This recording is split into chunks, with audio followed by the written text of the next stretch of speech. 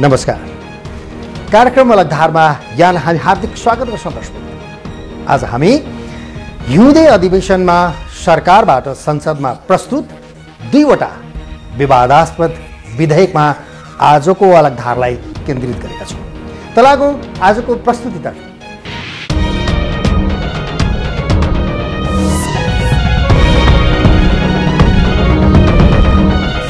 अब आजको प्रस्तुति दर्शक, संविधानमा व्यवस्था गरे अनुसार सेना परिचालनको अधिकार विशेष परिस्थितिमा राष्ट्रिय सुरक्षा परिषदको सिफारिसमा नेपाल सरकार मन्त्री परिषदको निर्णयमा राष्ट्रपतिले सेना परिचालन गर्नुपर्ने हुन्छ। तर संसदमा दर्ता भएको विधेयकमा गम्भीर राष्ट्रिय सङ्कट उत्पन्न भएमा वा तत्काल सेना परिचालन नगरे त्यस्तो सङ्कट उत्पन्न हुने देखिएमा र तत्काल परिषदको बैठक बस्न सम्भव नभएमा अध्यक्षले सेना परिचालनका लागि नेपाल सरकारसँग सिफारिस गर्न सक्ने भनिएको छ। यो व्यवस्थाले सेना सञ्चालन गर्ने अधिकार प्रधानमन्त्रीमा केन्द्रित हुन सक्ने देखिन्छ। यही कारण विधेयक अहिले विवादास्पद बनेको छ दर्शक। विभिन्न निकायहरू आफ्नो मातहतमा ल्याएको प्रधानमन्त्री केपी शर्मा ओलीले सेनालाई पनि आफ्नो मातहतमा ल्याएर शक्ति बढाउन खोजेको आरोप एक पक्षले अहिले लगाएको छ भने अर्को पक्षले यो व्यवस्थाको पक्षमा अहिले उभिएको देखिन्छ, वकालत गरिरहेको छ। सेनाका पूर्व प्रमुखहरू भने सेनामा पनि राजनीति घुसाएर छवि बिगार्ने खेलको रचना भएको अहिले भनिरहेका छन्। बाँकी अलग धारको यो रिपोर्ट, सेना प्रधानमन्त्रीको नियन्त्रणमा ल्याउने प्रयास, राजनीतिक हतियार बनाउन खोजेको आरोप। सेनालाई देशको सुरक्षाको खम्मा मानिन्छ। सीमा सुरक्षा होस् या देशमा चरम असुरक्षाको बेला सेनालाई सुरक्षामा खटाइन्छ। नेपालको सेना अहिलेसम्म राजनीतिक बाछिटा नपरेको एउटा संस्थाको रूपमा रहेको छ। यसमा राजनीतिक बाछिटा पर्यो भने सुरक्षाको भरपर्दो शक्ति कमजोर हुन सक्छ भन्ने विश्लेषणहरू हुन थालेका छन्। तर संसद सचिवालयमा दर्ता भएको राष्ट्रिय सुरक्षा परिषदको काम, कर्तव्य र अधिकार सम्बन्धमा व्यवस्था गर्न बनेको विधेयकका केही प्रावधानले सेनालाई राजनीतिक हतियार बनाउन खोजेको हो कि भन्ने आशंका बढाएको छ। विधेयकमा प्रधानमन्त्रीले सोझै सेना परिचालन गर्न पाउने अधिकार प्रस्ताव गरिएको छ, जुन विवादित बनेको छ। नेपाली सेना लगायत अन्य सरकारवाला तथा राजनीतिक दलहरूबीच सामान्य परामर्श समेत नगरी दूरगामी महत्त्वको प्रस्ताव अगाडि आएकाले विवाद चुलिएको ठानिएको छ र यो संवैधानिक प्रावधान विपरीत पनि छ। सो विधेयकप्रति प्रमुख प्रतिपक्षी दल नेपाली कांग्रेसले असहमति जनाएको छ। सुरक्षाविदहरूले विरोध जनाएका छन्। प्रधानमन्त्री केपी शर्मा ओली र रक्षा मन्त्रालयको समेत बागडोर सम्हालिरहेका उप प्रधानमन्त्री ईश्वर पोखरेल बीच नै विधेयकका कतिपय प्रावधानमा बेमती रहेको छनक मिलेको छ। विधेयकको दफा 6 को उपदफा 2 मा संविधानको मर्म अनुसार नेपाल सरकार मन्त्री परिषदको निर्णय बमोजिम राष्ट्रपतिले सेना परिचालन गर्न पाउने अधिकारलाई सुरक्षित गरिए पनि उपदफा 3 मा भने यो अधिकार प्रधानमन्त्रीलाई दिएको छ। त्यहाँ लेखिएको छ, उपदफा 2 मा जुनसुकै कुरा लेखिएको भए तापनि गम्भीर राष्ट्रिय सङ्कट उत्पन्न भएमा वा तत्काल सेना परिचालन नगरे त्यस्तो सङ्कट उत्पन्न हुने देखिएमा र तत्काल परिषदको बैठक बस्न सम्भव नभएमा अध्यक्षले सेना परिचालनका लागि नेपाल सरकार समक्ष सिफारिस गर्न सक्नेछ, जुन संविधानको मर्म विपरीत देखिन्छ। प्रधानमन्त्रीले चाहिँ सुरक्षा परिषदको बैठक डाक्नुभन्दा अगाडि नै त्योभन्दा अगाडि नै केही कुरा गर्नु पर्यो भने सेनाले एक्सन गरिदिइहाल्छ र प्रधानमन्त्रीले त्यसलाई अनुमोदन गर्नै पर्ने अवस्था हुन्छ र त्यो बेलामा त्यस्तो अवस्थामा प्रधानमन्त्रीको सेनासित लड्ने ताकत हुँदैन। एउटा पाटो त्यो छ।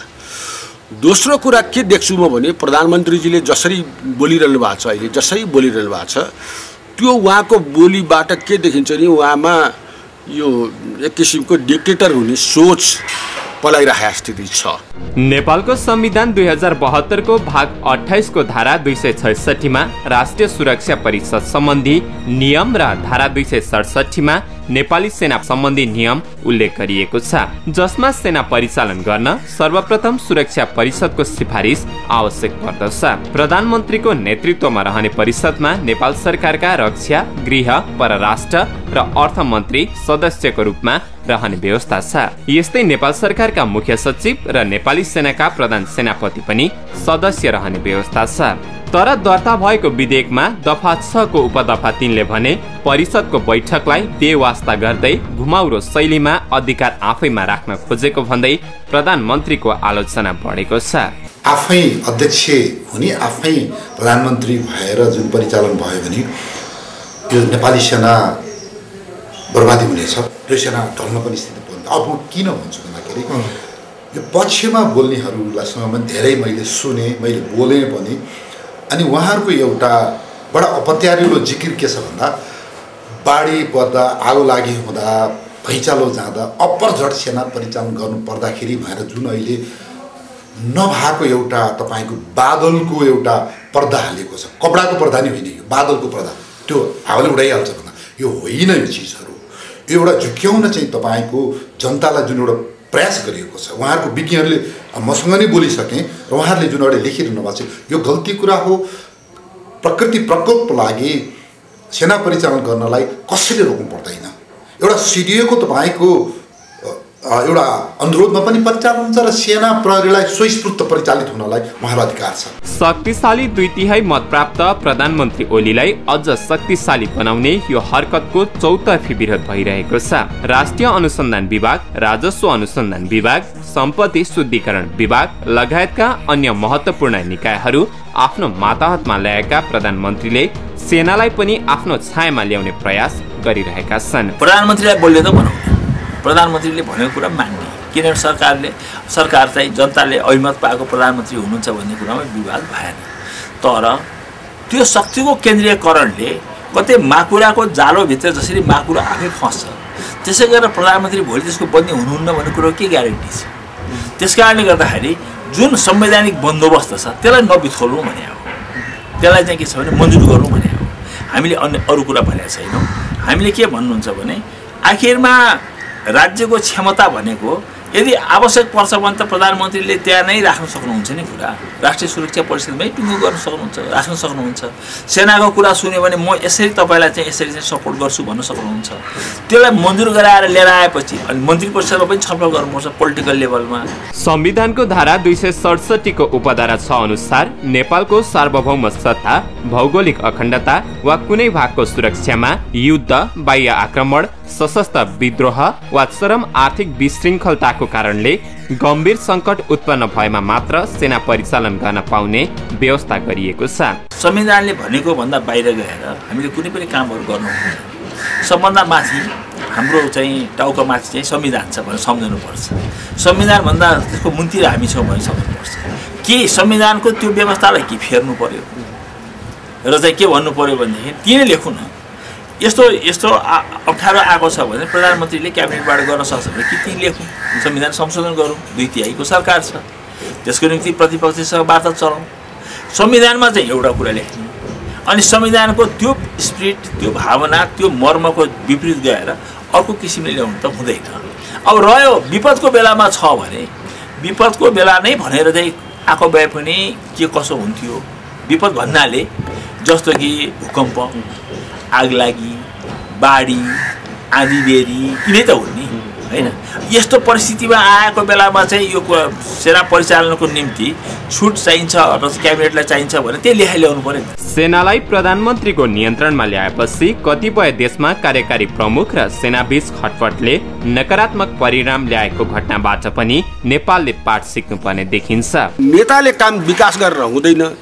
यही सरकारले पनि यही महत्त्वपूर्ण कुराहरू त सेनालाई दिए हुन्थ्यो भन्ने सामान्य मान्छेको, हामी जस्ता मान्छेको होइन, सामान्य मान्छेको त्यो सोच छ। एकातिर सेनाको गुडविल बढेर गइरहेको स्थिति छ, जनमानसमा त्यो बढेर गइरहेको स्थिति छ।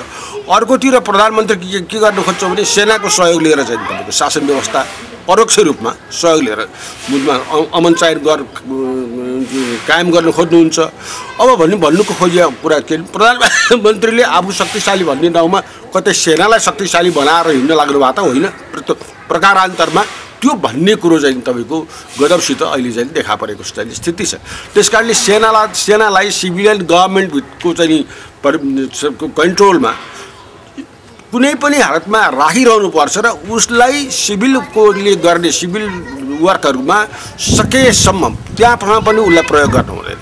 किन प्रयोग गर्न हुँदैन भने त्यो भयो भने उसको महत्त्वाकांक्षा बढ्दै जान्छ। राजनीतिको छाया नपरेको क्षेत्र सम्भवतः नेपालमा कुनै छैन।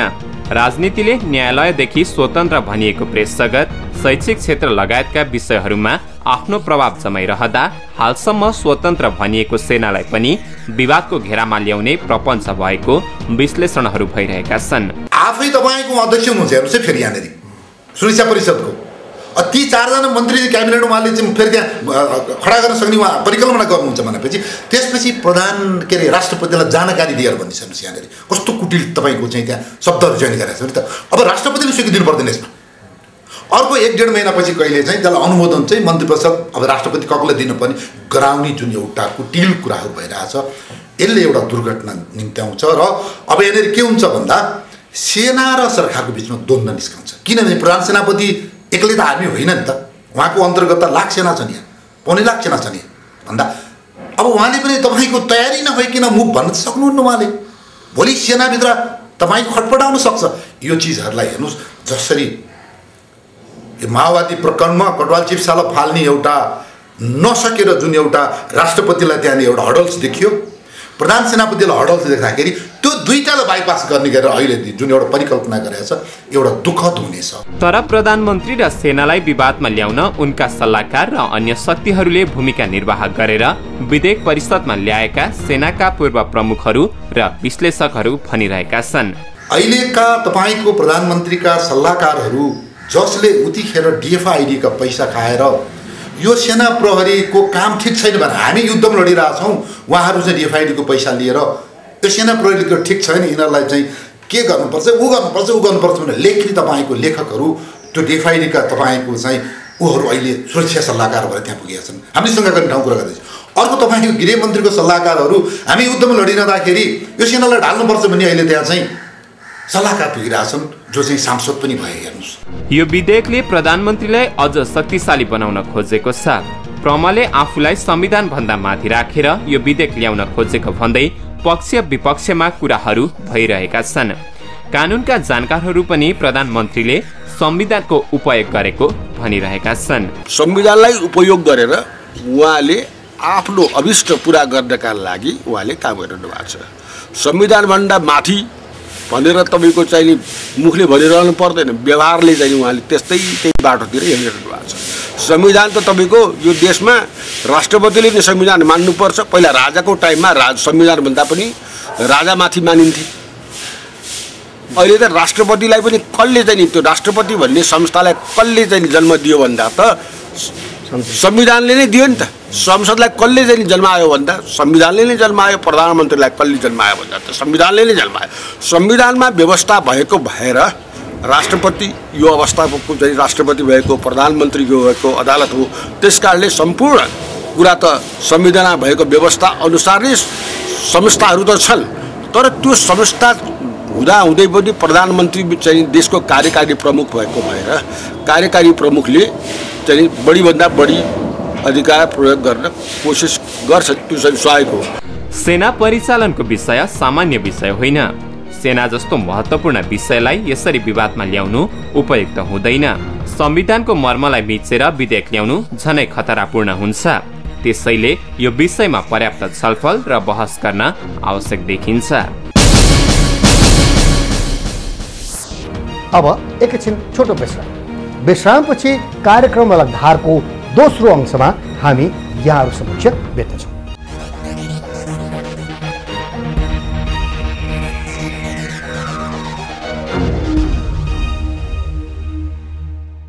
विश्रामपछि कार्यक्रम अलगधारमा स्वागत गर्छौँ। संविधानमा कोही नागरिकलाई पनि नागरिकताबाट वञ्चित गराउन नमिल्ने व्यवस्था गरिएको छ। यति बेला संसदको राज्य व्यवस्था तथा सुशासन समितिको बैठकमा नागरिकता सम्बन्धी विधेयकमा समावेश भएका विषयहरूले महिला अधिकार कर्मीहरू, सांसदहरू बारम्बार बोलिरहेका छन्। विशेष गरेर आमाको नामबाट नागरिकता दिने विषयमा विधेयक बाधक बनेको भन्दै उनीहरूले महिलालाई विभेद गरेको भन्दै विरोध गरिरहेका छन्। यस्तै एक पक्ष भने विधेयकमा विदेशीसँग विवाह गरेकी महिलाको श्रीमानलाई नागरिकता दिने अनि उनीहरूको सन्तानलाई वंशजको आधारमा नागरिकता दिने विषयमा खुलेर प्रतिवादमा उत्रिएका छन्। यता आमाको नामबाट नागरिकता लिँदा बाबुको पहिचानका विषयमा स्पष्टीकरण दिनुपर्ने बाध्यात्मक नियमको विपक्षमा मानिसहरू अहिले उत्रिएका छन्। यसले नागरिकता सम्बन्धी विवाद झन्झन बढ्दै गएको छ। बाँकी अलग धारको यो रिपोर्ट। नागरिकता सम्बन्धी विधेयक विवादमा महिलाका सरोकार सम्बोधन नभएको गुनासो। देशका हरेक नागरिकले नागरिकता पाउनु पर्दछ। नागरिकताबाट कोही पनि वञ्चित हुन नपरोस् भनेर नै संसदको हिउँदे अधिवेशनमा नागरिकता सम्बन्धी विधेयक प्रस्तुत भएको थियो। तर यो विधेयक पारित हुन सकेन। यही मेसोमा महिला अधिकार कर्मीहरू नागरिकताका विषयमा पनि महिला पुरुष समानता हुनुपर्ने माग गरिरहेका छन्।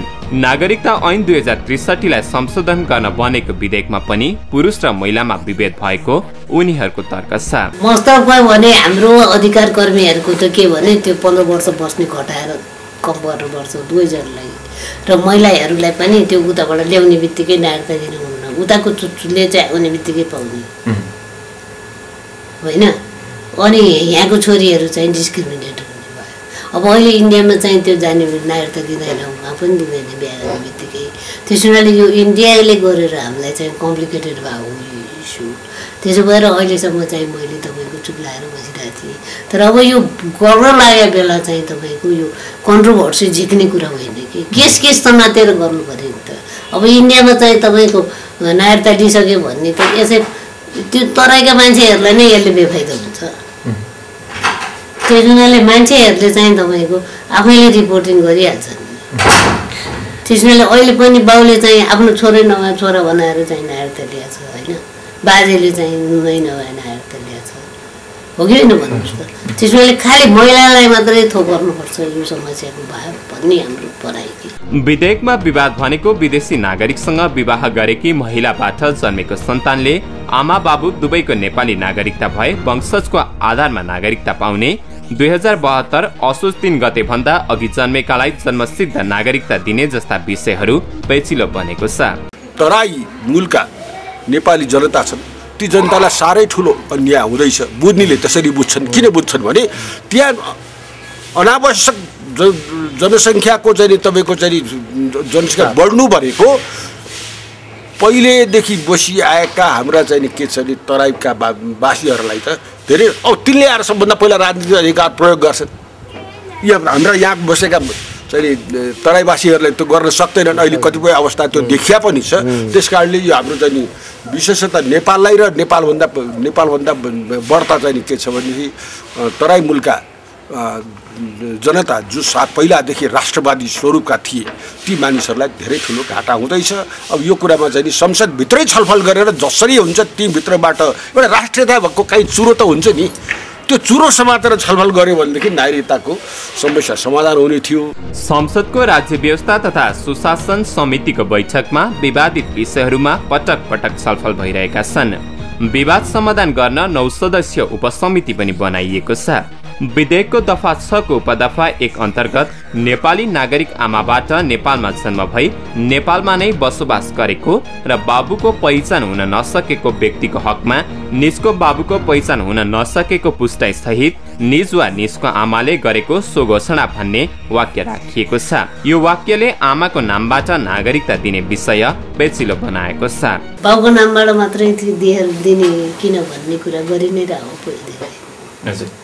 अब किनभने आमा चिन्न सजिलो छ, बाउ चिन्न गाह्रो छ। त्यो भइ चाहिँ त अब बाउ मात्रै चाहिँ तपाईँको रिकगनाइज गर्ने, आमालाई रिकगनाइज नगर्ने गर्दाखेरि त्यस हुनाले अब यो लोग्ने मान्छेहरूलाई यसमा किन आपत्ति भयो। त्यो पनि अहिले त त्यति लिबरल दिन लागेकै छैन। के भने बाउ पत्ता नलागेसम्म आमाको नामबाट चाहिँ नाड्छ। अहिले पनि चाहिँ तपाईँको बाउ पत्ता नलागेसम्म नाम नलेखिकन दिने भनेको छ। के फरक पर्छ। जस्तो आमा बाउ दुइटैको भाडा दिन मिल्ने गर्नुपर्छ। बाबुको नामबाट नागरिकता लिँदा भने आमाको पहिचानको कुनै प्रमाणपत्र आवश्यक नपर्ने, तर आमाको विषयमा भने स्पष्टीकरण दिनुपर्ने बाध्यात्मक व्यवस्थाले विभेद निम्त्याएको तर्कहरू महिला अधिकार कर्मी र महिला सांसदहरूले गरिरहेका छन्। उपाय धेरै छ के त्यसलाई रोक्ने, महिला नै डिस्क्रिमिनेट गर्नुपर्छ भन्ने आवश्यकता छैन। त्यसैले अब यो अन्तर्राष्ट्रिय चाहिँ तपाईँको जे पनि सही गरेर आउने गर्छु भन्ने, अनि नेपाल आयो नेपाली महिलाहरूसँग चाहिँ यस्तो कुरामा धेरै कुरामा भएको छ होइन। त्यस हुनाले के भनेदेखि यसलाई अलिक कुल माइन्डेडली सोच्नुपर्छ, यो समस्या कत्रो रूप लिन सक्छ भन्ने कुराहरूले। किनभने सानोलाई ठुलो बनाएर एक दुईवटा केस हुँदैन भन्दैन म, हुन्छ हुनसक्छ। नागरिकता सम्बन्धी विषय राष्ट्रकै सुरक्षासँग जोडिने गम्भीर विषय हो।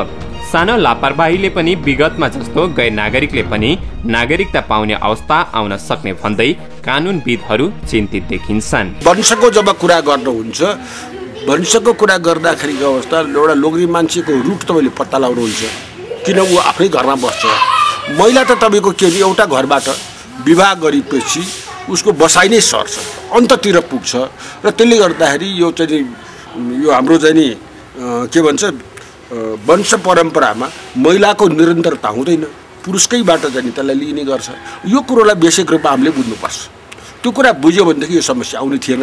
तर समस्या के छ, कतिपय समस्या भएका यस्ता केही महिलाहरू छन् संसदमा जसलाई चाहिँ एनजिओहरूले एकदम चाहिँ उचालिराखेका हुन्छन्। तर विशेष अवस्थामा जस्तो प्रेम सम्बन्धमा भएको बेलामा बच्चा जन्मिएपछि प्रेमीले छोड्ने, लिभिङ टुगेदरबाट जन्मेको बच्चाहरू जस्ता विषयमा भने छुट्टै व्यवस्था गरेर अघि बढ्नुपर्ने कानुनविदहरू बताउँछन्। अपवादमा त्यस्ता केही मानिसहरू छन् भनेदेखि राज्यले विचार कतिमा भन्नुहोस् न, जवानीमा तपाईँको चाहिँ अनेक भुलचुक हुनसक्छ, कोही रेपबाट बच्चा जन्मिया हुनसक्छ, तिनको लागि गर्नुपर्ने व्यवस्था चाहिँ नि राज्य चुक्नु हुँदैन। आखिर जे भयो भइसक्यो, तर जानी बुझिकन बिहा गरेर दिइसकेको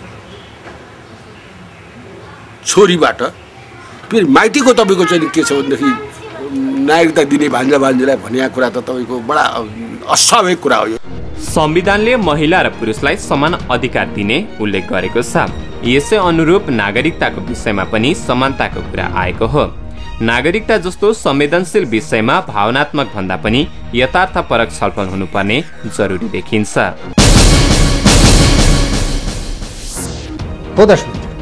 दुवै विधेयक राष्ट्रिय महत्त्वका छन् र संवेदनशील।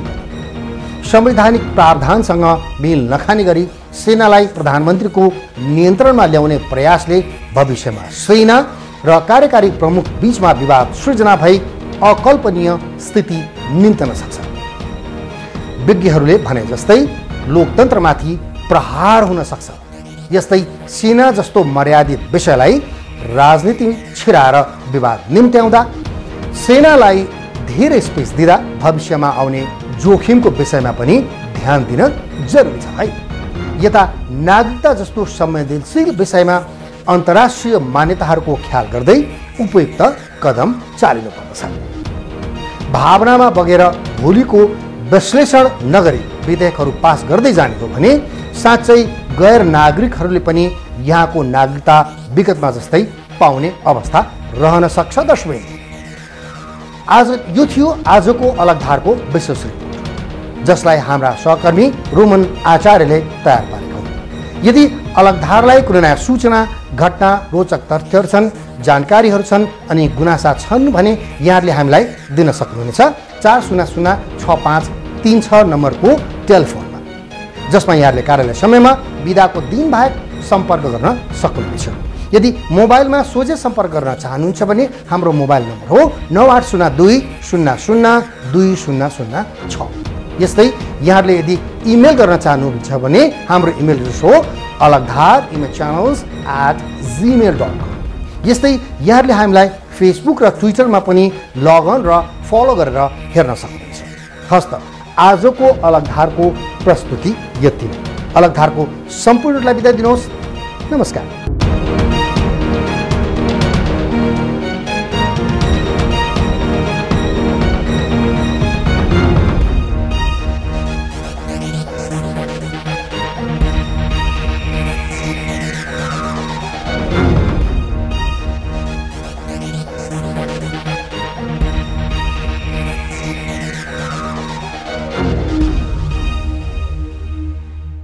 फलो गरेर हेर्न सक्नुहुनेछ।